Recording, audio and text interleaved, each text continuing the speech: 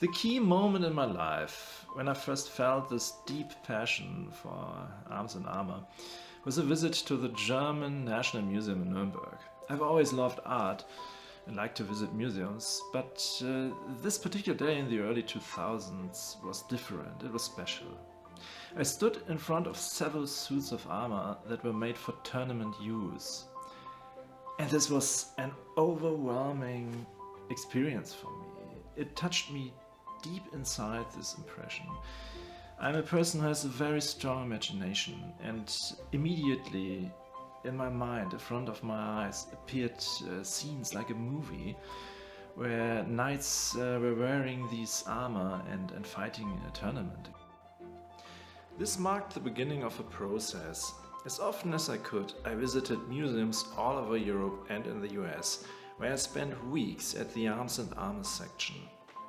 My fascination was so strong that I wanted to work with these objects, and I decided to become an art dealer in this field.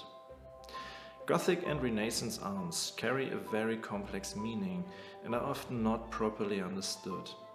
They are far more than just instruments to kill. At the same time, they can be seen as works of art reflecting the style of their day. Armor is sculpture. It is clothing and parallels the contemporary fashion. There are examples that were intended as a status symbol, sometimes for representative purposes only, in order to communicate the wealth and the power of its owner. Others, designed for tournament use, are comparative to sports equipment.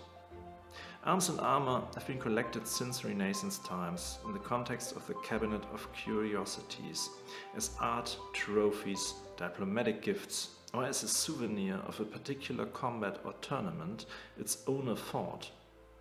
The latter I find very inspiring, especially when objects show signs of weapon impact. If this helmet could speak to us, there would be so many dramatic stories it could tell us. I really find that fascinating. It is this passion for the whole subject that I would like to transfer to my clients, many of which have actually become friends. These relationships are long-term ones, being based on trust. People know they can rely on me.